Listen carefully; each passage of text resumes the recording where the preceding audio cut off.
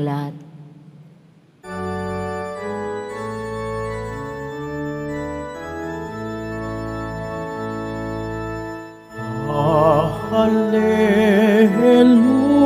Hallelujah, Hallelujah, Hallelujah, Hallelujah.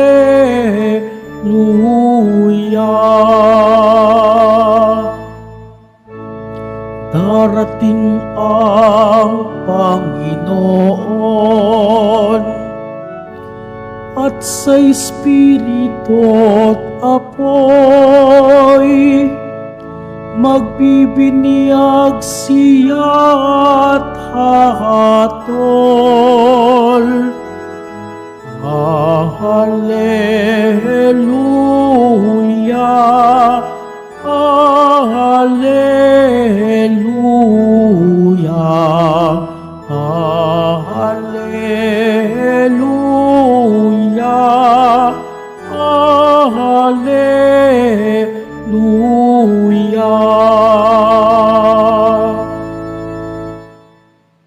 Sumainyo ang Panginoon. At sumairi. Ang mabuting balita ng Panginoon ayon kay San Lucas. Papuri sa iyo, Panginoon. Noong panahong iyon, naghari sa mga tao ang pananabik sa pagdating ng Mesiyas, at ang akala ng marami si Juan ang kanilang hinihintay. Kaya't sinabi ni Juan sa kanila, "Bibinyagan ko kayo sa tubig, ngunit ang darating na kasunod ko ang magbibinyag sa inyo sa Espiritu Santo at sa apoy. Siya'y makapangyarihan kaysa sa akin, at hindi ako karapat-dapat magkalag ng tali ng kaniyang paniyapak." Nabinyagan na noon ang lahat ng tao, gayon din si Jesus. Nang siya'y nananalangin, nabuksan ang langit at bumaba sa kanya ang Espiritu Santo sa anyong kalapati, at isang tinig mula sa langit ang nagsabi, "Ikaw ang minamahal kong anak, lubos kitang kinalulugdan." Ang mabuting balita ng Panginoon. Pinupuri ka namin, Panginoong Hesukristo. Magsiupo muna po ang lahat. Magandang umaga po sa inyong lahat, mga kapatid kay Kristo. Sa lahat po ng ating mga taga-subaybay sa iba't ibang online platforms at sa lahat ng ating mga kadiboto sa iba't ibang panig ng Pilipinas at maging sa buong mundo kung saan tayo ay naaabot ngayon ng ating live streaming. Mapayapang umaga din po sa inyong lahat. Purihin at dakilain natin ang ating Panginoon, ang mahal na poong Jesus Nazareno. Sa araw na ito ay atin pong ipinagdiriwang ang kapistahan ng pagbibinyag sa Panginoon. Masasabi nating ngayon ang hudiyat ng pagtatapos ng panahon ng Kapaskuhan. Kung mapapansin po ninyo, tinanggal na natin ang mga dekorasyon, palamuti, ang mga Christmas lights, at ang mga parol. Hudyat ito na tayo ay papasok na sa mga karaniwang araw. Subalit, hindi po nangangahulugang kinalimutan at sinara na din natin ang diwa ng Kapaskuhan. Patuloy pa rin nating sinasabuhay ang liwanag ng Pasko, ang liwanag ng pagbibigayan at pagmamahalan. Ang pagbibinyag po kay Jesus sa Ilog Jordan ay tanda din ng pagsisimula ng kaniyang pampublikong ministeryo. Kaya naman, kagaya ng nasabi ko, Bukas, papasok na tayo sa mga karaniwang panahon at kasabay nito, pagninilayan naman natin ang mga ordinaryong pamumuhay ni Jesus Nazareno noong siya ay mangaral ng mabuting balita at gumawa ng iba't ibang uri ng himala at kababalaghan.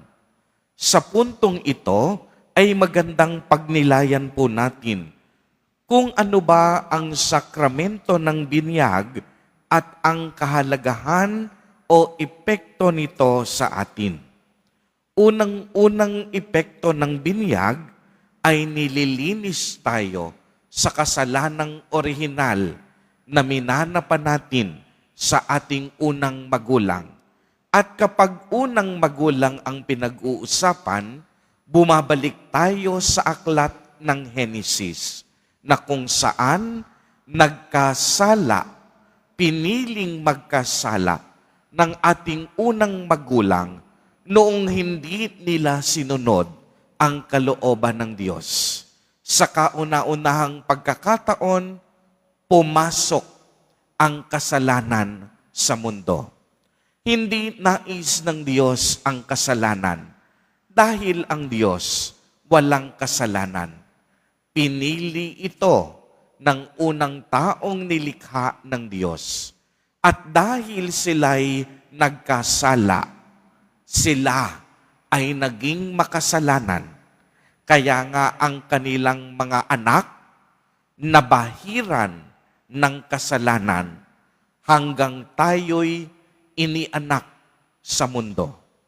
Kaya ang kasalanang ito, namana pa natin sa ating unang magulang na pumili ng kasalanan.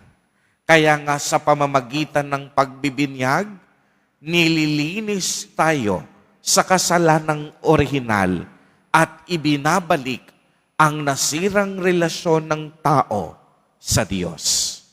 Ikalawang epekto ng binyag, tayo ay inaampon ng Diyos.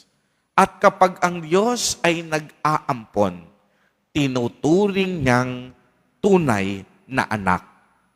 Kung tayo'y naging anak ng ating mga magulang sa pamamagitan ng ating kapanganakan sa mundo, tayo naman ay naging anak ng Diyos sa pamamagitan ng ating binyag. Ikatlong epekto, tayo ay nagiging bahagi ng simbahan ng Diyos. At kapag sinabing simbahan, hindi tayo nakatutok sa istruktura. Hindi tayo nakatutok sa altar, sa mga upuan, o sa mga lugar. Kapag sinabing simbahan, ito ay buhay na sambayanang pinili, tinawag ng Diyos, may pananampalataya sa Diyos, at naglilingkod sa Diyos. Ito ang ibig sabihin ng simbahan. Kaya tayong lahat na nandirito, tayo ang tinatawag na buhay na simbahan at sambayanan ng Diyos. At ikaapat na epekto ng binyag, tayo ay nakatatanggap ng tinatawag na spiritual mark, indelible in character. Ang ibig sabihin, sa tuwing tayo'y binibinyagan, siniselyuhan tayo ng mga marka o espiritual na karakter na kahit kasalanan, hindi na pwedeng burahin. Kaya nga ang ibig sabihin nito, ang buhay na walang hanggan natin, nagsimula nung tayo'y binyagan. Kaya nga ang sabi ng Santo Papa, ang araw na kung saan bininyagan ka, mas mahalaga kaysa sa araw ng iyong kapanganakan. Dahil ang binyag, tinutukoy dito ang isang buhay na walang hanggan. Kaya sino dito ang nakakaalam ng kanilang mga binyag? Alamin ninyo at ipagdiwang ninyo ang araw na kung saan kayo ay bininyagan. Dahil 4 na mahalagang epekto ang nangyari sa inyong buhay. Kaya nga kapag ikaw ay nabinyagan na, hindi ka na pwedeng binyagan ulit. Because baptism happens once and for all. And baptism is forever. Once na nabinyagan ka na, hindi ka na pwedeng binyagan pang-uli sapagkat ang pagbibinyag na ibinigay at isinagawa sa iyo na iyong natanggap ay panghabang buhay na hanggang sa buhay na walang hanggan na iyong makakamit mula sa Diyos. At ang tinanggap na binyag na ito ay nararapat nating pahalagahan. Dahil sa ating binyag, tinatanggap din natin ang misyon na maging kabahagi at kaagapay ni Jesus Nazareno. Kung inyong matatanong, bakit nagpabinyag pa si Jesus? Samantalang sinabi natin nung una, kung ang binyag naglilinis ng orihinal na kasalanan na ating natanggap, si Jesus, siya ay tunay na Diyos at Panginoon. Wala naman siyang kasalanan. Wala naman dapat linisin sa Kanya.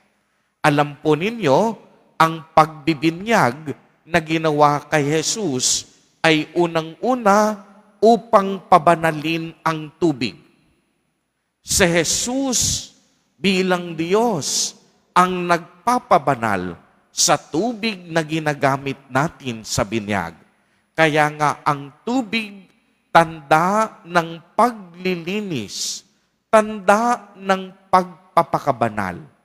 Hindi kailangang binyagan ni Jesus, ngunit ito'y palatandaan na si Jesus nakipamuhay at nakisangkot sa ating abang kalagayan, maliban sa pagkakasala. At sa pagbibinyag kay Jesus, pinatunayan din na si Jesus mismo ang nagpasinaya at nagtatag ng binyag.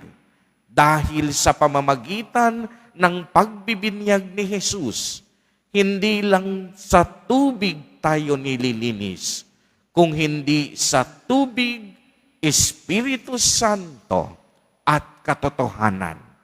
Kaya mga kapatid kay Kristo, tayong lahat pinapaalalahanan na mamuhay sa kabanalan. Tayong lahat sa pamamagitan ng binyag, naging anak ng Diyos na banal. Sa pamamagitan ng binyag, inaasahan at hinahangad din ng Diyos na mamuhay tayo sa kabanalan. Kalakip ng kabanalang ito ang pakikipagtulungan at pakikibahagi natin sa misyong ipinagkatiwala sa atin ni Jesus Nazareno. Sa binyag, tayo ay hindi lang basta pinabanal, ngunit pinalakas din tayo upang maging misyonero ng Diyos, maging katuwang at instrumento ni Jesus upang ipalaganap ang kaharian ng Diyos at ang mabuting balita ng kaligtasan. Amen.